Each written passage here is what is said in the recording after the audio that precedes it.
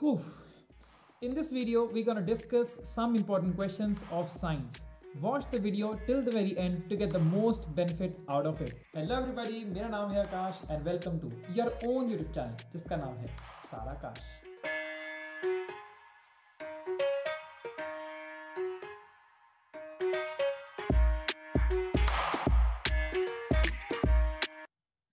So today we're going to discuss some important questions of science that has been taken from CDS 1 2020. और हमेशा की तरह we're going to discuss these questions in a very detailed fashion. But before we begin, this is a brief introduction about myself. These are a few exams that I've cracked over the years. इसमें से ये 3 exam and this exam is specifically belonging to GS background. And I'm also a certified tutor. Rest if you are new here on this channel, therefore आप description जरूर checkout कर सकते हैं. मेरे बारे में छोटी सी brief introduction is mentioned there. Well, let's start off with the very first question. And here it is. Scattering of alpha particles के regarding यहाँ पर question पूछा हुआ है by a thin gold foil surface in the presence of किसके regarding ये बात करता है. देखो ये basically question है जो atom and इनके सब atomic particles से लिया गया है. तो fundamental particles atom के कौन से आते हैं? The very first comes is electron, then comes is proton and then comes is neutron. अब थोड़ी सी इनके रिगार्डिंग बात कर लेते हैं. अगर हम बात करें मासेस की इन केजीज, इलेक्ट्रॉन का मास कितना देखने को मिलता है? 9.1 into 10 to the power of -31 kgs, which is pretty less. Proton की रिगार्डिंग अगर बात करें तो इसका आता है मास 1.67 into 10 to the power of -27 kgs and by the way -27 है, ध्यान से देखिएगा, and 1.6 pretty much मतलब ये ऑलमोस्ट सेम ही रहता है, 1.675 into 10 to the power of 27 kgs, -27 kgs इसका मास देखने को मिल जाएगा. What about charge? The charge electron और प्रोटॉन के ऊपर ऑलमोस्ट सेम रहता है, which is 1.6 in 10 to the power of -19 coulombs. Charge की यूनिट होती है कूलम ऐसा यूनिट. एंड इलेक्ट्रॉन के केस में ये क्या हो जाएगा? नेगेटिव हो जाएगा एंड प्रोटॉन के केस के अंदर ये हो जाएगा पॉजिटिव. खैर ये तो बात होगी मेजर बात. Now let's come to the fact of की डिस्कवरी, इलेक्ट्रॉन की डिस्कवरी किसने करी, प्रोटॉन की डिस्कवरी किसने करी, ये क्वेश्चंस. बिकॉज ये क्वेश्चन बहुत ही ज्यादा पूछे जाते हैं. ऑलमोस्ट हर एग्जाम के अंदर क्वेश्चन पूछा जाता ही है जब भी क्वेश्चन आपका देखने को मिलेगा. आई होप आप सभी लोगों ने अभी तक आंसर कर दिया होगा इस क्वेश्चन का. Let's try to see electron की डिस्कवरी किसने करी. तो मैं यहाँ पर लिखता हूँ electron, proton and neutron. Electron की डिस्कवरी किसने करी? से इलेक्ट्रॉन की डिस्कवरी की थी जे थॉमसन ने. ठीक है. और इनका जो नाम था, इलेक्ट्रॉन जो नाम था वो that was given bye stony. Now proton की डिस्कवरी करी किसने? गोल्डस्टीन ने. ठीक है. लेकिन जो इनका प्रोटॉन को नाम दिया गया that was given by Rutherford and that therefore it was very popular as well. ठीक है. आपने सुना होगा यहाँ पर कैथोड रे ट्यूब एक्सपेरिमेंट हुआ था, यहाँ पर आपके एनोड रे एक्सपेरिमेंट हुआ था. What about neutron is related to the discovery of neutron की डिस्कवरी किसने करी? That was James Chadwick. Very important, बहुत सारे एग्जाम में पूछा जाता है. तो सर यहाँ पर जो क्वेश्चन पूछा गया है कि अल्फा पार्टिकल्स के रिगार्डिंग बात की गई है by a thin gold foil के रिगार्डिंग यहाँ पर बात की है. Positively charge nucleus at the centre of an atom. तो यहाँ पर आपको देखने को मिलेगा, मतलब एक न्यूक्लियस है आपका, सेंटर के अंदर आपको एटम देखने को मिलेगा न्यूक्लियस. बिकॉज यहाँ पर अल्फा रेस का यहाँ पर इस्तेमाल किया गया था so as to get it. Because यहाँ पर आपके इलेक्ट्रॉन साइड में प्रेजेंट होंगे एंड यहाँ पर क्या होगी? अल्फा पार्टिकल की जो रेस है, because alpha particle positive particle की रेस है, तो यहाँ पे बड़े प्यार से पास कर जाएगी. बट जो सेंटर में जो न्यूक्लियस है, because it is net positively charge रहता है, तो यहाँ पर आपकी जो रेज आएंगी वो यहाँ से डिफ्लेक्ट होकर वापस मुड़ जाएंगी. ऐसा करके एक्सपेरिमेंट में देखने को मिला था. आई होप आपको याद होगा इन सब चीजों के रिगार्डिंग. तो option number C is the right option. Let's move on to the second question is this one. The elements of which are following the isobars. Isobars के रिगार्डिंग बात की गई है. तो यार आइसोबार, आइसोटोन्स, ये सबके सब क्वेश्चन बहुत ज्यादा पूछे जाते हैं. Again very important question from chemistry अगर देखा जाए तो. सबसे पहले बात करते हैं व्हाट आर आइसोटोप्स. एक बार ना, isotopes, right. So isotopes, what are isobars and what are isotones. ये तीनों के रिगार्डिंग बात कर लेते हैं. वैसे इसके अलावा भी आइसोइलेक्ट्रॉन्स भी होते हैं, आइसोइलेक्ट्रॉनिक भी होते हैं, but these are not very important. Isotopes के रिगार्डिंग बात करते हैं. तो आइसोटोप्स के अंदर क्या होता है कि जो आपके the elements that we are talking about, उनका एटॉमिक नंबर क्या है? Atomic number is same. So मैं लेता हूं यहाँ पर atomic number is same but mass number is different. Mass number is different. Example के तौर पे अगर देखा जाए तो यहाँ पर बहुत सारे एग्जांपल दिए हुए, देखो यहाँ पर hydrogen the very first, option number A, option number B, option number C, तीनों की तीनों ही क्या है यहाँ पर आपके क्या आपके आइसोटोप्स के एग्जांपल है। बिकॉज देखिए एटॉमिक नंबर तीनों के अंदर क्या है आपका सेम है, दैट इज सॉरी अगर देखिए यहाँ पर ये दोनों तो आपके बिल्कुल अलग से एग्जांपल हो गए, and this is also example the same because यहाँ पर भी कार्बन एटॉमिक नंबर नीचे 6 और यहाँ पर 6 है, ऊपर 12 है, ऊपर 14 है, यानी कि मास नंबर क्या आपका डिफरेंट है। तो this is example of isotope. ये जो है टोटल मिलाकर एग्जांपल आपको देखने को मिल रहा है, अगेन आइसोटोप्स का एग्जांपल देखने को मिल रहा है। अगर मैं यहाँ पर आपके ध्यान से देखूं तो ये देखिए यहाँ पर आपका hydrogen 1 and atomic number 1, mass number 1, इसको हम लोग क्या बोलते हैं, इसको हम बोलते हैं प्रोटियम, इसको बोलते हैं हम लोग protium. This is deuterium and this is tritium, tritinium. तो ये आपके तीनों के तीनों आपको देखने को मिल जाएंगे आइसोटोप्स का एग्जांपल। बट पूछा क्या आपका आइसोबार का एग्जांपल पूछा है, तो अगर आपको आइसोटोप की डेफिनेशन भी पता है तब भी आपको पता जाएगा कि ए, बी और सी तो नहीं हो सकता, option number D will be the right option.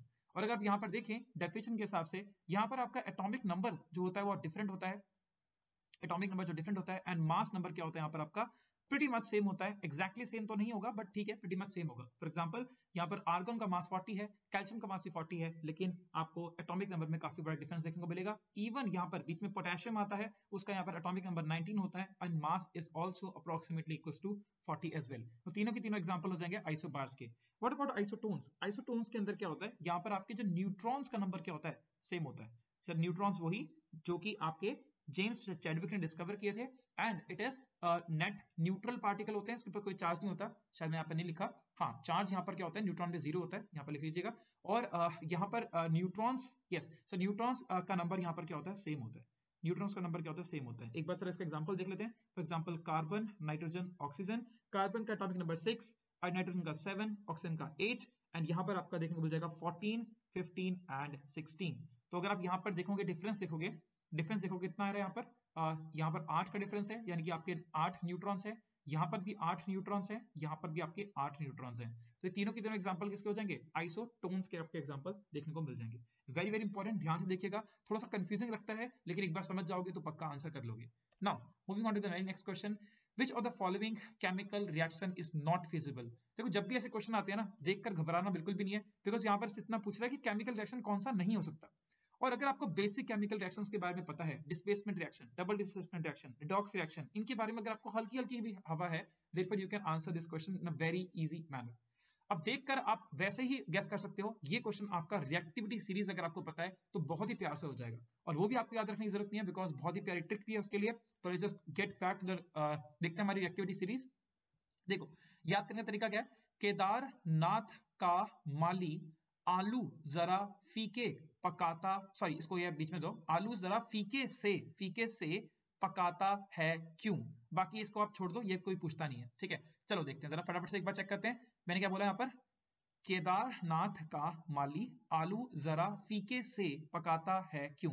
अगर आपको ये रिएक्टिविटी सीरीज पता है ना, तो आपको पता होगा कि जो ऊपर वाले जितने भी एटम्स हैं, for example potassium is the most reactive metal, अगर ये कभी भी किसी से रिएक्ट करेगा तो क्या होगा, उसको रिप्लेस करके खुद उसकी जगह पर आकर बैठ जाएगा दूसरे केमिकल रिएक्शन को, दूसरे जो से लेस रिएक्टिव है उसे यहाँ पर आपका हटाकर खुद वहां पर पावर में आ जाएगा, बिकॉज ये सारा पावरफुल है, राइट। ऐसे करके, और जैसे से नीचे जा रहे हैं तो क्या हो रहा है, रिएक्टिविटी ऑर्डर जो है आपका, या फिर रिएक्टिविटी की जो पावर है वो क्या हो रही है, कम हो रही है। तो if I talk about the, यहाँ पर आपको गोल्ड देखने को मिल रहा है, this is the least reactive among all these series of metal. ये सभी के सभी नहीं है बट ये मोस्ट कॉमन कुछ मेटल्स हैं जो कि जहां से आपके क्वेश्चन ज्यादातर पूछे जाते हैं। तो अगर हम देखें यहाँ पर Fe and Cu, where is Fe and here is Cu, तो डेफिनेटली Fe जो है आपका ज्यादा स्ट्रॉन्ग है कंपेयर टू Cu, तो सर Fe यहाँ पर रिप्लेस कर देगा, therefore FeSO4 बन जाएगा एंड Cu बेचारा यहाँ पर अकेला हो जाएगा। इसे मारकर भगा दिया, बहुत ही आसान से, बिल्कुल ठीक है, ये बिल्कुल रिएक्शन सही है। Zinc has replaced copper, where is zinc, zinc is here and has replaced copper, बिल्कुल सही बात है, जिंक ऊपर है तो रिप्लेस कर देगा आराम से, ये भी बिल्कुल सही है। Copper has replaced lead, copper has replace lead, possible ही नहीं है बिकॉज कॉपर नीचे की ओर आ रहा है, तो कॉपर यहाँ पर कम रिएक्टिव था, तो कॉपर ने इसको रिप्लेस कैसे कर दिया, नहीं, इस रिएक्शन के साथ जो होना चाहिए था, इसका रिजल्ट होना चाहिए था PbCl2 प्लस Cu, यही रहना चाहिए था, बिकॉज इसको रिप्लेस नहीं कर सकता, therefore this is the wrong option, therefore option number C not feasible पूछा था, तो option number C is gonna be the right option. याद रखिएगा रिएक्टिविटी सीरीज, अगर आपको ये याद है तो ये सर क्वेश्चन मक्खन बन जाते हैं। एंड अगेन अगर आप देखना चाहो तो Mg is more powerful as compare to that of Cu, therefore sir MgSO4 ने रिप्लेस कर दिया बड़े प्यार से। अगर आपको समझ आया होगा, अगर आपको अच्छा लगे तो लाइक जरूर कीजिएगा। Now let's move forward. The very okay the solution having pH equal to 0। देखो यार ये क्वेश्चन जो है ना बहुत ही जल्दी जल्दी में मिस्टेक हो जाती है। यहाँ पर पूछा गया है pH equal to 0 is known as, अभी हमने देखा था जो न्यूट्रॉन के ऊपर चार्ज होता है वो क्या होता है आपका 0 होता है। एंड यूजली हम लोग 0 से एसोसिएट करते हैं न्यूट्रल को, न्यूट्रल को हम लोग 0 से एसोसिएट करते हैं। बट आप लोगों को कंफ्यूज यहाँ पर बिल्कुल भी नहीं होना है, बिकॉज यहाँ पर जब हम pH के रिगार्डिंग बात करते हैं तो चीजें थोड़ी सी और चेंज हो जाती हैं। It is not the very same. तो फटाफट से एक बार देखते हैं हम लोग पीएच स्केल को देखते हैं। तो this is called as pH scale. यहाँ पर जो 7 number is representing neutral, not the 0 number. 0 number represent नहीं करता न्यूट्रल को, 7 नंबर रिप्रेजेंट करता है। एंड देयरफॉर यहाँ पर आपका 0 से लेकर 7 तक आपके आ जाएंगे एसिड, देन 7 से लेकर 14 तक आ जाएंगे आपके बेस। अब एक बार ईमानदारी से बताना कि कितने लोगों ने इसका आंसर डी पुट अप करने की कोशिश की थी, या फिर आपने पीएच इक्वल टू 0 देखकर ही आपने डायरेक्टली न्यूट्रल के ऊपर आपका दिमाग गया था। एक बार जरूर बताना कमेंट के अंदर, है ना। देखो ईमानदारी is very important if you want to become an officer, therefore that is very very important. एक बार बताना जरूर कमेंट में। I would definitely give him a like और हर अ लाइक अगर वो सच बोलेंगे तो। खैर अगर आपने नहीं किया मिस्टेक तो बहुत अच्छी बात है, कोई नहीं, देखते सर आगे देखते हैं। बाय द वे बेस को हम लोग अल्कलाइन भी बोलते हैं। यहाँ पर बोला गया highly alkaline solution. Highly alkaline solution होगा वो आपका 12 से लेकर 14 की रेंज में आएगा, या 14 will be the most alkaline in nature, जिसका पीएच 14 के बराबर होगा। हाईली एसिडिक के बारे में बात करें तो यहाँ पर आपका 0 और या 1 के आसपास जो होगा वो आपका हाईली एसिडिक सोल्यूशन आएगा। आप लोग मुझे बताएंगे जो हमारे पेट में HCl बनता है, स्टमक में जो HCl बनता है उसका एसिड या फिर उसका एसिडिक सोल्यूशन, उसका एसिडिटी कितनी होती है, फिर पीएच स्केल पर कितना उसका नंबर होता है, जरा बताएंगे, कोशिश करेंगे। और इवन एक और क्वेश्चन का आंसर करना, एसिड रेन जो होती है ना, एसिड रेन आपने एनवायरमेंट के अंदर पढ़ा होगा एसिड रेन के बारे में, तो एसिड रेन का पीएच कितना होता है ये भी जरा बताने की थोड़ी सी जरूरत कीजिएगा। नाउ वीकली एसिडिक सोल्यूशन का मतलब क्या हो गया, जो 7 के आसपास आ रहा है, यानी कि 4, 5, 6 के आसपास जो आपकी वैल्यू आ रही होगी उसको बोलेंगे weakly acidic solution, and 7 goes for the neutral solution for sure. एक और क्वेश्चन आपको दे रहा हूं मैं, प्योर वाटर का चल मैं आपको खुद बताता हूं। प्योर वाटर का जो पीएच होता है वो होता है एब्सोल्यूट 7, एब्सोल्युटली 7, यानी कि न्यूट्रल देखने को मिलेगा प्योर वाटर का पीएच, ठीक है। चलो एनीवेज, अच्छा by the way pure water की सरफेस टेंशन भी क्या होती है, 0 होती है, अगर आपको इसके बारे में पता है सरफेस टेंशन के बारे में। अदरवाइज नहीं पता तो नो इश्यूज विद दैट। जितने भी क्वेश्चन आपसे पूछ रहा हूँ प्लीज आंसर करिए क्वेश्चन को, बिकॉज तभी ज्यादा मजा आता है। एंड जो भी यहाँ पर आंसर करेगा I will definitely give him the और हर द हार्ट, ठीक है। ओके देखो पीएच को मेजर करने के आपके और भी तरीके होते हैं। एक तो आपका लिटमस पेपर होता है, वो सभी के सभी जानते हैं तो उसके बारे में मेंशन नहीं कर रहा। अगर आप चाहो तो उसका आंसर मेंशन कर सकते हो कि लिटमस पेपर रेड या ब्लू होने पर क्या मिलता है। वैसे अगर आप ध्यान से देख पाओ तो यही सोल्यूशन होता है। लिटमस पेपर अगर आपका रेड टर्न हो जाए तो एसिडिक होता है, और अगर आपका ब्लू टर्न हो जाए तो आपका बेस हो जाता है। लेकिन इसके अलावा भी कुछ इंडिकेटर्स होते हैं। The very first is methyl orange indicator. अगर आप एसिड के अंदर या फिर इसको ये यूजुअली इसका आपका ये येलोइश कलर का देखने को मिल जाता है। अगर यहाँ पर आप येलोइश ऑरेंजिश कलर का देखने को मिल जाता है, लाइट ऑरेंजिश कलर का देखने को मिल जाता है। और अगर हम लोग इसमें एसिड में डालेंगे तो क्या होगा, इसका रेड ऑरेंज कलर हो जाएगा। और अगर बेस और अगर हम बेस या फिर न्यूट्रल में डालेंगे तो इसका कलर येलोइश रहने वाला है। एक और इंडिकेटर का इस्तेमाल होता है, इसे बोलते हैं फिनेप्थलीन इंडिकेटर का इस्तेमाल होता है। अगर ये न्यूट्रल हुआ तो कलरलेस रहेगा, एसिड हुआ तो कलरलेस रहेगा, लेकिन अगर इसको बेस में डाल दोगे तो क्या हो जाएगा, इसका लाइट पिंकिश कलर हो जाएगा। ये तीनों के तीनों ही बहुत बहुत इंपॉर्टेंट है, ध्यान से पढ़िएगा, पेपर में आते रहते question. Now next question, which of the following acid is produced in human stomach? अभी मैं इसका आंसर दे चुका हूं, बड़े ही अभी मैंने जस्ट कुछ 1 मिनट पहले मैंने इसका आंसर बोला था। इसका आंसर है हाइड्रोक्लोरिक एसिड। HCl हमारे पेट में प्रोड्यूस होता है। कौन प्रोड्यूस करता है, वेरी वेरी इंपॉर्टेंट क्वेश्चन, कौन प्रोड्यूस करता है, बता सकता है मुझे, बताना जरा कौन प्रोड्यूस करता है, ठीक है। ये जितना भी हमारा अच्छा जो हमारा जो HCl जो हमारे प्रोड्यूस होता है, सबसे पहले जो स्टमक स्टार्ट होती डाइजेशन स्टार्ट होती है वो हमारे माउथ में स्टार्ट होती है। माउथ के अंदर आपकी बकल कैविटी होती है जो कि आपका रिलीज करती है सलाइवरी अमाइलेस और जो स्टार्च को तोड़ता है। उसके बाद जब ये जाता है हमारा ओइसोफेगस या फिर हमारी फूड पाइप से होते हुए स्टमक के अंदर जाता है। स्टमक के अंदर जाने के बाद वहां पर आपको HCl मिलता है, और HCl क्या करता है, जो भी इसके अंदर माइक्रो ऑर्गेनिजम्स हैं उनको क्या कर देता है, मार देता है, प्लस आपके सलाइवरी अमाइलेस को इनएक्टिव कर देता है, सलाइवरी अमाइलेस को इनएक्टिवेट कर देता है, ठीक है। फिर चलो बाकी यहाँ पर देखते हैं formic acid. Formic acid sir आपको ततैया जो काटती है ना, क्या बोलते हैं अभी आप लोग मुझे देख लीजिएगा, ततैया जो काटती है, फिर कह लो कि मैं आपको बोलता हूँ एंट बाइट, इवन एंट जो होती है ना, जो लाल लाल चींटी होती है वो भी सर काटती है, तो भी क्या होता है, एंट बाइट के अंदर आपको देखने मिलता है फॉर्मिक एसिड, है ना। देन आपने मिल्क ऑफ मैग्नीशिया वगैरह भी यूज किया होगा, आपने बेकिंग सोडा का भी इस्तेमाल किया होगा जब ऐसे कोई एंट बाइट वगैरह होती है आपको न्यूट्रलाइज करने के लिए। सल्फ्यूरिक एसिड को बोलते हैं king of acid, king of acid बोलते हैं, किंग ऑफ एसिड बोलते हैं। ये आपको एसिड रेन में भी देखने को मिल जाएगा, इसको बोलते हैं H2SO4, very very important acid, याद रखिएगा। नाइट्रिक एसिड इज HNO3, और HNO3 और आपका HCl, HNO3 और HCl ये 3:1 के रेशियो के अंदर ये जब मिक्स किया जाता है तो यहाँ पर एक कंपाउंड बनता है जिसको बोलते हैं हम एक्वा रिजिया। और एक्वा रिजिया को बहुत ज्यादा इस्तेमाल किया जाता है या फिर बहुत ही कॉमन इस्तेमाल इसका है, कॉमन यूसेज है, दैट इज इन द जब हम लोग गोल्ड वगैरह के ऑर्नामेंट्स होते हैं ना, उनकी जब हम लोग करते हैं क्लीनिंग करवाते हैं तो उसके अंदर हमारा इस्तेमाल किया जाता है। वेरी वेरी इंपॉर्टेंट, याद रखिएगा, एक्वा रिजिया बहुत बार पूछा गया पेपर के अंदर। ओके चलो आगे देखते हैं। देखो ये क्वेश्चन बहुत ही ज्यादा आसान क्वेश्चन है, आप लोगों ने बहुत सारे यूसेजेस पढ़े होंगे और केमिस्ट्री के अंदर से ये बहुत ही मतलब it's very common question as well कि कंपाउंड कौन से हैं, उनके यूसेजेस क्या हैं। तो मैं चाहूंगा कि आप इसको आंसर करो, मैं जो भी इसका आंसर करेक्ट करेगा मैं उसको बिल्कुल हार्ड देने वाला हूँ कमेंट सेक्शन के अंदर। अदरवाइज आई विल ऑलवेज, मैं खुद ही बता दूंगा इसका आंसर क्या है कमेंट सेक्शन के अंदर, but I really want you guys to answer this very question. Okay now the property of sound wave that determines the pitch of the sound. Pitch of the sound क्या कौन represent करता है? Pitch of the sound is a property, definitely a property, and that is represented by किसके द्वारा की जाती है? एक सेकेंड, ये की जाती है आपकी फ्रीक्वेंसी के द्वारा या फिर फ्रीक्वेंसी के द्वारा यहाँ पर मेजर की जाती है। जस्ट अ सेकेंड ओके चलो, एक्चुअली मैं थोड़ी सी यहाँ पर ना ये देखो ये यहाँ पर इमेज देख लो, एक्चुअली मुझे इमेज पहले लगानी थी, बट एनीवेज इस इमेज को यहाँ पर देख लो, दैट इज वेवलेंथ। चलो मैं आपको पहले अलग से बना देता हूँ। So this is the case, ये आपको वेव देखने को मिलेगी। देखो यहाँ पर ये जो होता है maximum height of a wave, उसको बोलते हैं हम लोग बोलते हैं एम्पलीट्यूड बोलते हैं, ठीक है।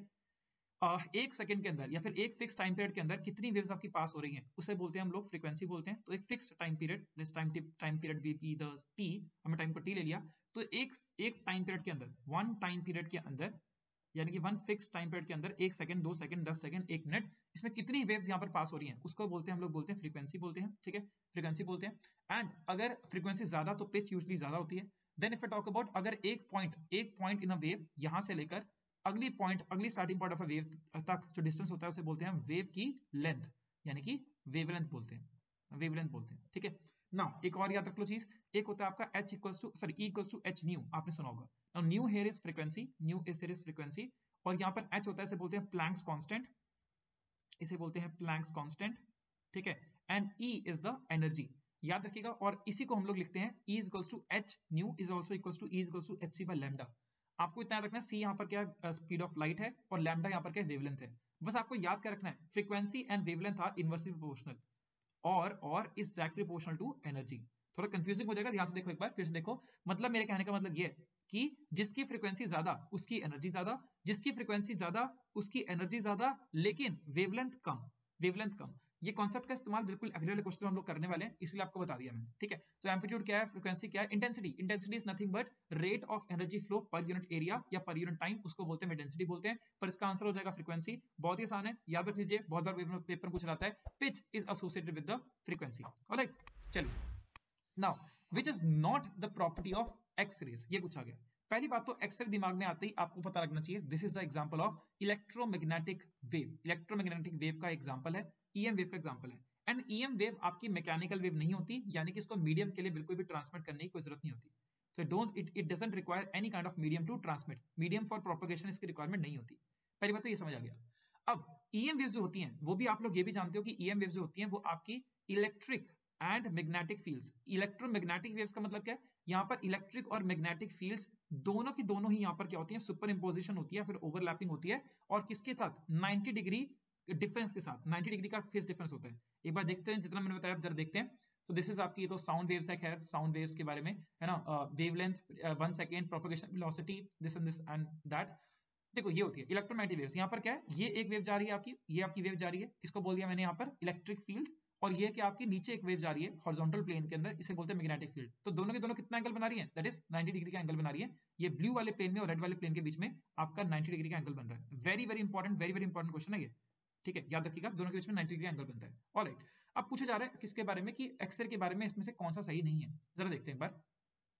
देखो ये एक्सरे आपकी इलेक्ट्रोमैग्नेटिक स्पेक्ट्रम का एक पार्ट आती है, ठीक है, मतलब इलेक्ट्रोमैग्नेटिक स्पेक्ट्रम, बहुत सारी इलेक्ट्रोमैग्नेटिक वेव्स जब अलाइन होती हैं in this series of their frequency, increasing decreasing frequency और इंक्रीजिंग डिक्रीजिंग वेवलेंथ, उसको बोलते हैं इलेक्ट्रोमैग्नेटिक स्पेक्ट्रम बोलते हैं। जरा देखते हैं, सबसे पहले देखा अगर आप वेव्स भी यहाँ पर नॉर्मल देख पाओ ना, तो आपको समझ आ रहा होगा कि यहाँ पर क्या आपकी फ्रीक्वेंसी ज्यादा है और यहाँ पर क्या आपकी फ्रीक्वेंसी कम है, और साथ ही साथ आपकी वेवलेंथ क्या है, ज्यादा है।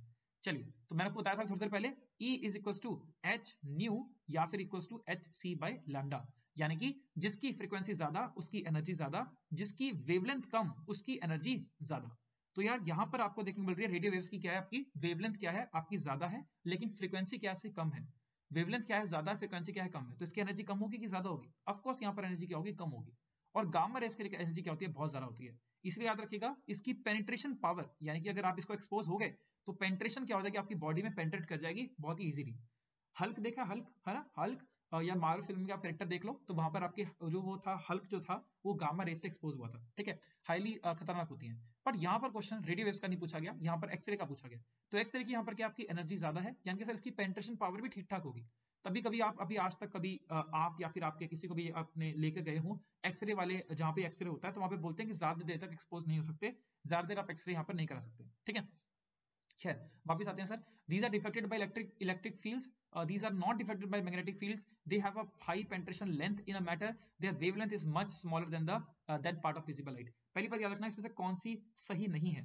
पहली बात तो याद रखना यहाँ पर लिखा है these are not deflected by magnetic field, बिल्कुल सही है। these are deflected by electric field, गलत हो जाएगा, ये इलेक्ट्रिक फील्ड से डिफ्लेक्ट नहीं होती, ये ए इज राइट ऑप्शन, याद रखिएगा these are not deflected by ये कहते हैं आपका इलेक्ट्रिक फील्ड से डिफ्लेक्ट नहीं होती है। एंड यहाँ पर लिखा हुआ है high penetration length in a matter, इसकी हाई पेनिट्रेशन लेंथ बहुत ज्यादा नहीं होती है, इसलिए इसका आंसर सी नहीं है, मतलब नॉट पूछा ना, तो बिल्कुल ये ऑप्शन सही है, पर गलत बताना था, तो गलत तो नहीं होगा, बिल्कुल ये सही है, ये भी सही है, ये भी सही है statement, but A is a not a right option, ठीक है। चलिए आगे बढ़ते हैं। ओके, अब बाय द वे अगर आपको थोड़ा अच्छा लग रहा है, therefore consider subscribing to the channel as well. Which of the following is not true about the image formed by a plane mirror. बहुत ही आसान है, बहुत ही आसान है, जैसे आपके दिमाग में प्लेन मिरर आता है जो कि आपका नॉर्मल शीशा है ना, सर कहते हैं शीशा कभी गलत नहीं बोलता, बाकी तो आपको जानते ही हो, ठीक है। तो शीशा है ना, और स्पेशली यहाँ पर देवियों का बहुत ही ज्यादा प्रिय होता है शीशा, ठीक है, या फिर mirror what ever you can call. खैर यहाँ पर जैसे आपके दिमाग में आएगा तो आपको तीन चार चीजें इसके बारे में पता होनी चाहिए। जो मिरर के ऊपर आपकी इमेज बनती है वो आपकी इन्वर्टेड तो बिल्कुल नहीं होती, इन्वर्टेड यहाँ पर इमेज नहीं बनती है, मतलब यहाँ पर क्या होती है, आपकी इरेक्ट इमेज देखने को मिलेगी, सीधी इमेज आपकी बनेगी, जैसे आपको वैसे ही आपको देखने को मिल जाएगा इमेज के अंदर। साथ ही साथ में क्या होती है, सेम साइज की इमेज बनती है आपकी, सेम साइज की इमेज बनती है आपकी, ठीक है। यहाँ पर जो आपकी इमेज बनती है वो आपकी वर्चुअल बनती है, यानी कि रियल नहीं बनती। रियल इमेज का मतलब क्या, आपके जो जहां पर आप इमेज देख रहे हो वहीं पर आपके सामने इमेज बन रही है, यानी कि आपके शीशे के सामने इमेज बन रही है। बट ये ऐसा नहीं होता, यहाँ पर ऐसा नहीं होता, यहाँ पर आपकी क्या कहते हैं, आपकी वर्चुअल इमेज बनती है, यानी कि शीशे के पीछे रख इमेज बनती है ना, बिहाइंड द मिरर या फिर बिहाइंड द ऑब्जेक्ट आपको इमेज देखने को मिल जाएगी, ठीक है। Now last but not the least आपका एक और पॉइंट आता है, विच होते हैं यहाँ पर आपका लेटरल इन्वर्जन देखने को मिल जाता है, आपका इन्वर्जन देखने को मिल जाता है, ठीक है। मतलब मेरे यहाँ पर, अच्छा बाय द वे इन्वर्टेड का यहाँ पर मतलब मैं अपसाइड डाउन की बात कर रहा था, तो अपसाइड डाउन नहीं होगा, मतलब ऊपर का नीचे आपको देखने को नहीं मिलेगा, मैं उसके रिगार्डिंग बात कर रहा था, ठीक है। और लेटरल इन्वर्जन का मतलब यहाँ पर क्या है, left appears right, right appears left, ठीक है, लेफ्ट और राइट यहाँ पर राइट अपीयर्स लेफ्ट, तो ये आपको देखने को मिल जाता है, राइट। तो यहाँ पर क्या बोल रहा है, यहाँ पर which is not true about the found by the plane mirror. तो बिल्कुल अगर हम देखें तो ये आ जाएगा आंसर एस, सेम साइज की बनती है, बिल्कुल सही है, लेटरल इन्वर्टेड होती है, बिल्कुल सही है, रियल इमेज यहाँ पर नहीं बनती, आपको देखने को मिलेगी यहाँ पर वर्चुअल इमेज, तो ऑप्शन नंबर सी यहाँ पर क्या हो जाएगा, नॉट ट्रू पूछा है, तो यहाँ पर not true is option number C, real image नहीं देखने को मिलती, आपको देखने को मिलती है वर्चुअल इमेज देखने को मिल जाती है, ठीक है। चलिए आगे बढ़ते हैं। Then comes is in a periscope the two plane mirrors are kept at। बहुत ही आसान क्वेश्चन है, बहुत ही आसान क्वेश्चन है, शायद आपको याद हो बचपन में आपने इस प्रकार का इंस्ट्रूमेंट बनाया भी होगा। एनसीईआरटी के answer I have created personally, ये हमारा एक स्कूल का प्रोजेक्ट था इन 10th class if I am not very wrong, तो ये आपको देखने को मिल जाता था इस प्रकार से। देखो ये इसका यूसेज कहाँ पर होता है, इसका यूसेज होता है सबमरीन्स के अंदर, है ना। वैसे अब तो ये पुराने जमाने में अभी भी यूज होती है, वैसे अभी भी यूज होती है, बट ये यूजली पुराने जमाने में ज्यादा यूज किया जाता था इसका, कि यहाँ पर ऐसे ना पाइप से निकाल के देखते थे, और ये अंदर से देख रहे हैं और बाहर का आपको दिख जा रहा है प्रॉपर तरह से। तो इसका अगर थोड़ा सा हम और स्कीमेटिक डायग्राम बनाएं तो ये इस प्रकार से देखने को मिल जाता है। तो ये वैसे कार्डबोर्ड बॉडी इसको छोड़ सकते हो आप लोग, हाँ। तो यहाँ पर क्या होता है कि यहाँ पर आपके दो इमेजेस, दो मिरर्स का इस्तेमाल किया जाता है, एक आपका प्लेन मिरर ऐसे लगा हुआ है, एक आपका प्लेन मिरर ऐसे लगा हुआ है, तो ये आपको देखने को मिलता है। अब देखो कौन सा एंगल के ऊपर है, यहाँ से रेस जाएंगी, सॉरी बाहर से देखते हैं, तो बाहर एक महिला जो भी है, कि इनकी इमेज यहाँ पर देखने को मिल रही है, यहाँ से आपकी जाएंगी, यहाँ से रेज आपकी जाएंगी, यहाँ पे टकराएंगी और फिर आपके नीचे की ओर आएंगी, फिर टकराएंगी और फिर आपकी आंखों के अंदर पड़ जाएंगी, ये आपको देखने को मिल जाएगा। अब ये कितने एंगल पे लगाया आपने, देखो ध्यान से भी देखते तो होगे 45 डिग्री एंगल के ऊपर आपके इमेजेस यहाँ पर सेटल हैं, ठीक है। तो क्या हो जाएगा आपका, parallel to each other possible ही नहीं है, परपेंडिकुलर टू ईच अदर या नहीं, ये भी गलत है, परपेंडिकुलर नहीं हो सकते, परपेंडिकुलर मतलब ऐसे एक इमेज है, एक ऐसे एक इमेज है, तो इमेज यहाँ पर टकराएगी, जो भी यहाँ पर टकराएगी वो यार यहीं से वापस मुड़ जाएगी, ऊपर की ओर कभी जा ही नहीं पाएगी, ठीक है। देन 60 डिग्री एंगल पे ये भी नहीं है, 45 डिग्री के एंगल को होंगे, बिल्कुल सही है, option number D is the right option. Very very easy, very very interesting. आगे बढ़ते हैं अगले क्वेश्चन के साथ। Alright, the speed of light in the air is this one and refractive index दिया हुआ है यहाँ पर मीडियम के अंदर 3/2। Okay, interesting interesting. देखो यहाँ पर 3/2 रिफ्रैक्टिव इंडेक्स दिया हुआ है, इसका मतलब तो आपको समझ आ रहा है। देखो अगर आपको डेफिनेशन अच्छे से भूल भी गई है ना, तब भी आप आराम से कर सकते हो। तो मैं यहाँ पर लिखता हूँ रिफ्रैक्टिव इंडेक्स। आपको अगर मोटा मोटा याद है कि रिफ्रैक्टिव इंडेक्स जो होता था वो क्या था, क्या कहते हैं, आपका कुछ स्पीड्स का रेशियो हुआ करता था, और यहाँ पर 3/2 यहाँ पर आंसर किया हुआ है। और आप लोग ये भी जानते हो कि इसके अंदर एक ना एक ऑप्शन तो मतलब न्यूमिनेटर या फिर डिनोमिनेटर के अंदर किसी में तो स्पीड ऑफ लाइट आता है। अब आप लोग ये तो जानते ही हो कि स्पीड ऑफ लाइट से ज्यादा कभी भी कोई भी पार्टिकल स्पीड ऑफ लाइट से ज्यादा स्पीड अचीव नहीं कर पाया। और क्योंकि रिफ्रैक्टिव इंडेक्स की वैल्यू 3/2 यानी कि 1.5 आ रही है, यानी कि जब भी हम रेशियो लेते हैं तो यहाँ पर वैल्यू ग्रेटर देन 1 आ रही है। इसका मतलब क्या है, जो स्पीड ऑफ लाइट, जो भी आपका जो स्पीड ऑफ लाइट होगी वो आपकी ऊपर होगी कि नीचे होगी? ऑफ कोर्स ऊपर होगी, तभी तो ग्रेटर देन 1 वैल्यू आ रही है। तो speed of light, light in vacuum ये आपकी आ जाएगी विच इज 3 × 10⁸ मीटर पर सेकंड, इसकी वैल्यू के बराबर होती है, जो कि क्वेश्चन में आपकी दी भी हुई है। ठीक है, ये वैल्यू इसकी इतनी है, और divide by speed of light in जो भी आपका मीडियम है उसके अंदर आपकी यहाँ पर आपकी वेलोसिटी आ जाएगी। यहाँ पर आपकी निकालनी यहाँ पर आपका आ जाएगा रेशो। अब यहाँ पर पूछा गया कि speed of light in medium बता दो, क्योंकि अगर रिफ्रैक्टिव इंडेक्स आपका 3/2 दिया हुआ है, तो बहुत ही आसान क्वेश्चन है। 3/2 इज इक्वल्स टू 3 × 10⁸ मीटर पर सेकंड, और डिवाइडेड बाय x मान लेते हैं इसको। अब ये क्या है, 3 से 3 कट गया, और यहाँ पर क्या हो गया, x इक्वल्स टू 2 × 10⁸ मीटर पर सेकंड। बताओ, इतना आसान क्वेश्चन, कमाल ही हो गया। और हमको तो कहाँ कुछ भी याद नहीं आ रहा था, है ना? तो देखकर घबराना नहीं होता क्वेश्चंस को, न्यूमेरिकल लगते हैं आपको, न्यूमेरिकल है नहीं एक्चुअल में, तो मतलब मजाक वाले question. Option number A is the right option. आगे बढ़ते हैं। Now which of the following type of radiation has the shortest wavelength? देखो मैंने अभी इलेक्ट्रोमैग्नेटिक रेडिएशन समझाया आपको, और वहीं पर हमने यहाँ पर देख लिया था ये इसका आंसर भी। तो मेरे ख्याल से आप लोग यहाँ पर आंसर कर सकते हो, बहुत ही ज्यादा आसान क्वेश्चन है। प्लीज कमेंट के अंदर इसका आंसर जरूर कीजिएगा यार। मैं आप लोगों के लिए इतना सारा कंटेंट लेकर आता हूँ, therefore I think it's a moral responsibility to come in the comment and answer the question as well. Okay, चलिए। Which the unit of force constant K of spring is what? Spring के force constant of spring की value यहाँ पर कितनी है? देखिए यहाँ पर फोर्स कांस्टेंट की जो वैल्यू यहाँ पर रहती है, जो फॉर्मूला यहाँ पर इस्तेमाल होता है वो होता है कुछ इस प्रकार से, F = kx।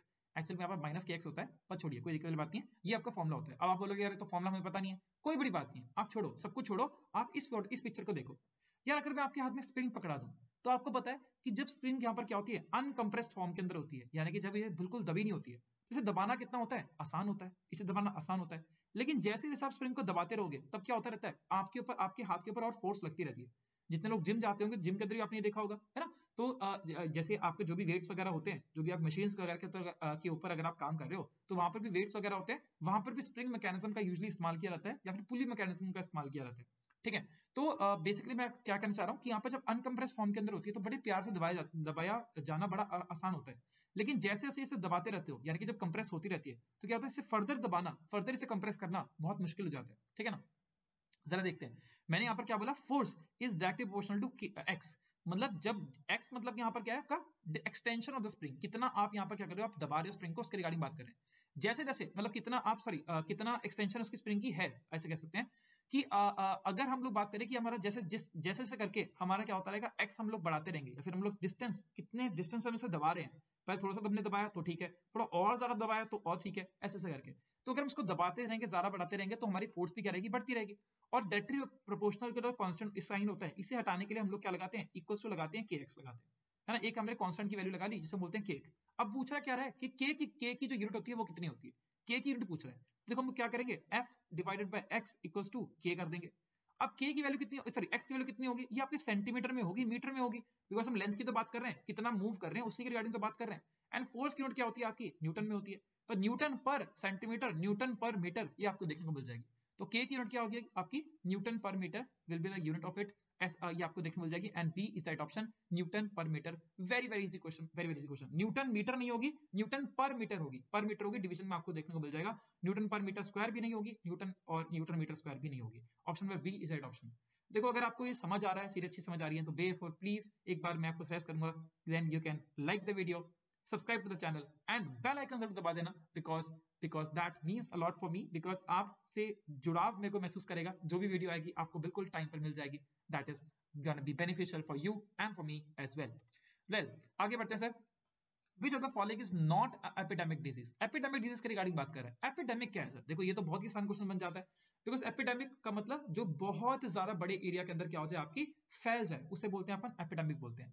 अब यहाँ पर कॉलेरा, आपको पता है कॉलेरा कैन बी स्प्रेड, ये स्प्रेड हो सकता है, बहुत ही आराम से स्प्रेड हो सकता है। मलेरिया, इस इसके बारे में क्या ही कहना, ये तो आपके बड़े लेवल पे हो जाता है। Small pox is also something जो कि आपके बड़े लेवल के ऊपर यहाँ पर आपका मतलब कि फैल सकता है। लेकिन एलिफेंटाइटिस एलिफेंटियासिस यहाँ पर ये इतने ज्यादा बड़े तौर पर नहीं फैलता, याद रखिएगा ये नहीं होता है, तो नॉट यहाँ पर पूछा गया है, तो बिल्कुल यहाँ पर D is that option. Cholera कौन करता है? आपको सुना होगा ई कोलाई करके बैक्टीरिया होता है, सॉरी कॉलेरा ना, एक सेकेंड, कॉलेरा थोड़ा सा भूल गया हूँ। चलो आप मुझे बताने की कोशिश करें कि कॉलेरा के कौन कॉज करता है यहाँ पर। Malaria is definitely cause by आपका female anopheles mosquito, female anopheles mosquito यहाँ पर कॉज करता है। और अगर आपसे पूछा जाए तो कौन सा, Plasmodium is actually the causing agent, ठीक है। Agent is female anopheles mosquito and Plasmodium यहाँ पर आपका जिसकी वजह से आपको मलेरिया कॉज होता है, that is the organism behind it, reason behind it. Then if I talk about कि अच्छा बाय द वे जो यहाँ पर कैरियर्स होते हैं ना, इनको बोलते हैं पैथोजेंस, ठीक है। जो यहाँ पर कैरियर्स होते हैं उनको पैथोजेंस बोलते हैं। तो पैथोजन यहाँ पर क्या, female anopheles mosquito. What about एक और यहाँ पर आपने सुना होगा Aedes mosquito, very very important. Aedes mosquito यहाँ पर आपका चिकनगुनिया, देन आपका जीका वायरस है ना, देन आपका फेल्वी वायरस, ये सब के सब जो होते हैं आपके जो होते हैं, इन सबको कैरी करता है एंड ये सब डिजीज आपको क्या करता है, आपका कॉज करता है, वेरी वेरी इंपॉर्टेंट। अच्छा बाय द वे एक मछली है जिसका नाम क्या है आपका, गम्बूसिया। तो गम्बूसिया इज अ फिश जो कि है आपके, इसको अगर आप पालते हो in the water body present out here, तो ये मॉस्किटो के लार्वे को खा लेती है, तो यार अगर लार्वा नहीं रहेगा तो क्या होगा, मॉस्किटो बनेगा नहीं, तो it's gonna be very beneficial. एक तरह से ये कह लो कि नेचुरल किलिंग की तरह यहाँ पर काम कर रही है गम्बूसिया नाम की फिश। एक और चीज याद रखना, केरोसिन वगैरह को स्प्रेड किया जाता है ऑन वाटर बॉडीज, है ना, किस लिए करते हैं, बिकॉज यहाँ पर ये आपके वाटर की सरफेस टेंशन को कम कर देता है। ये मच्छरों को मारता नहीं है एक्चुअल में, सरफेस टेंशन को कर देता है, आपका कम कर देता है। तो जो भी यहाँ पर अंडे वंडे जो पानी के ऊपर आपके रखे होंगे, लार्वे जो रखे होंगे, वो क्या हो जाएगा, नीचे क्या हो जाएंगे, पानी में डूब जाएंगे, और जो बच्चे आगे, मच्छर के जो बच्चे आगे जन्म लेने वाले थे, वो यहाँ पर नहीं ले पाएंगे। स्मॉल पॉक्स वैक्सीन के बारे में अगर बात करें, स्मॉल पॉक्स जो होती है आपकी ये आपका वायरल डिजीज होता है, ये आपका वायरस के द्वारा होता है, वायरल डिजीज होता है, ये आपका वायरल डिजीज होता है। और इसके लिए आपकी जो वैक्सीन है वो क्या थी, स्मॉल पॉक्स की vaccine is by Edward Jenner ने इसकी वैक्सीन बनाई थी, one of the very first vaccine जो आपकी आई थी मार्केट में by Edward Jenner, very very important, याद रखिएगा। चलिए आगे देखते हैं, which of the following animals has three chambered heart किस किसका होता है? देखो इसका आंसर है, देखो ये स्कोलिडियन इज अ फिश, स्कोलिडियन आपकी फिश होती है, तो ये आपका थ्री चैम्बर्ड हार्ट नहीं होता, इसका यहाँ पर आपको टू चैम्बर्ड हार्ट देखने को मिल जाएगा। सेलेमेंडर ये होते हैं आपके एम्फीबियंस होते हैं। एम्फीबियंस का मतलब क्या, जो आपके लैंड एंड वाटर दोनों पे रह सकते हैं, एग्जांपल क्या इसका, एक फ्रॉग है, frog is example of the same, ठीक है। और ये जो सेलेमेंडर होता है ये भी फ्रॉग की तरह ही होता है। और याद रखिएगा इन्हीं के क्या होते हैं, आपके थ्री चैम्बर्ड हार्ट का मतलब क्या है, हार्ट के अंदर क्या के तीन हिस्से हैं। पिजन का मतलब क्या, कबूतर। तो कबूतर के रिगार्डिंग अगर बात करें तो ये आपके क्या है, बर्ड्स जिनको हम लोग एव्स भी बोलते हैं। तो इनके एंड ह्यूमन बीइंग दोनों के क्या होते हैं, आपके फोर चैम्बर्ड हार्ट होते हैं, फोर चैम्बर्ड हार्ट होते हैं, आपको पता होगा, ऑरिकल वेंट्रिकल्स है ना, चार आपको पता होगा इसके रिगार्डिंग, ठीक है। ओके अच्छा, हार्ट के रिगार्डिंग यहाँ पर बात हो रही है, दिल के रिगार्डिंग यहाँ पर बात हो रही है, तो याद रखना ह्यूमन के हार्ट के अंदर आपको याद होगा, एक आपने देखा होगा कि एक आयोटा पाया जाता है, iota is the largest artery and arteries के रिगार्डिंग अगर बात करें तो arteries carry the oxygenated blood को कैरी करती है, यानी कि साफ खून को यहाँ पर कैरी करती है। एक ऐसी आर्टरी जरूर है जो कि आपके ऑक्सीजनेटेड नहीं डीऑक्सीजनेटेड ब्लड को कैरी करती है, उसका नाम है आपकी pulmonary artery. This is an artery जो कि आपकी गंदा खून कैरी करती है, यहाँ पर कैरी करती है। बस एक मात्र ऐसी आर्टरी है जो कि गंदा खून कैरी करती है, जिसको हम लोग बोलते हैं डीऑक्सीजनेटेड ब्लड, ठीक है, याद रखिएगा। ओके चलो इसको थोड़ा सा मैं रब करता हूँ। देन क्या था आपका, ओके फाइन, ओके एम्फीबियंस की रिगार्डिंग मैंने बात करी। अच्छा फ्रॉग की रिगार्डिंग कौन सी याद रखना, फ्रॉग जो है ना ये आपके तीन तरह से सांस ले सकता है, रेस्पिरेशन, स्किन से भी रेस्पिरेशन कर सकता है, गिल्स भी इसके होते हैं, वहां से भी रेस्पिरेशन कर सकता है, और यहाँ पर इसके लंग्स भी क्या होते हैं, और कुछ टाइम के बाद डेवलप हो जाते हैं, तो यहाँ पर लंग्स से भी सांस ले सकता है। तो तीन तरह से सांस ले सकता है, रेस्पायर कर सकता है, रेस्पिरेशन ले सकता है। एंड व्हाट अबाउट सेलेमेंडर, तो सर ये सेलेमेंडर आपको कुछ ऐसा या फिर आपको ऐसा देखने को मिल सकता है, ठीक है। चलिए तो लास्ट क्वेश्चन ये भी आपके साथ मैं छोड़ के जा रहा हूँ बिकॉज ये अभी मैंने आपको डिस्कस कराया, आप मानोगे नहीं बट ये क्वेश्चंस आपको सिमिलर एग्जाम के अंदर, एक ही एग्जाम के अंदर आपको देखने को मिल गए हैं, तो इट्स वेरी वेरी इजी है ना। एक क्वेश्चन अगर आपको आ जाए, देखो 2-3 क्वेश्चन आप लिंक कर सकते हो। तो who among the following scientist introduce the concept of immunization, immunization concept किसने दिया था और ये मेडिकल वर्ल्ड को जो इंट्रोड्यूस कराया था, कौन? Edward Jenner, Robert Koch, Robert Hooke and Carl Linnaeus. इसी क्वेश्चन के साथ मैं आपको नेक्स्ट जो इसका पार्ट है वो यहाँ पर बिगिन करूंगा, तो इसका ट्राई कीजिएगा इसका आंसर करने की, कि अगर नहीं कर पाए तो टेंशन की बात नहीं है बिकॉज मैं आपको नेक्स्ट वीडियो में आपके सामने लेकर जरूर आऊंगा। तो आज इस वीडियो के लिए इतना ही था। Thank you for watching. If you have any queries, any questions, तो प्लीज कमेंट सेक्शन आपके लिए जिंदाबाद है। I am always waiting for you guys to reply there, और मैं आपका डेफिनेटली आपका उस क्वेश्चन का आंसर जरूर करूंगा। बाकी इस चैनल, इसके अंदर आपको पिन कमेंट के अंदर और डिस्क्रिप्शन के अंदर आपको एक लिंक जरूर मिलेगा जो कि आपका टेलीग्राम का लिंक होगा। Please go and subscribe to that particular channel because वहां पर मैं आपके लिए रेगुलर क्विजेस डालता रहता हूं in the form of questions, जो कि आपकी प्रिपरेशन को काफी ज्यादा बूस्ट कर देंगी। एंड जब ये सीरीज खत्म हो जाएगी तो मैं आपको यहाँ पर पूरा का पूरा questions with all the answers मैं वहां पर आपकी पीडीएफ डाल दूंगा। Therefore please check the description out as well. So thank you so much for watching. Jai Hind from my side. See you the next time. Take care. Are we going to set this planet ground on fire? Yes, sir! How's the George? How's the George? How's the goddamn George?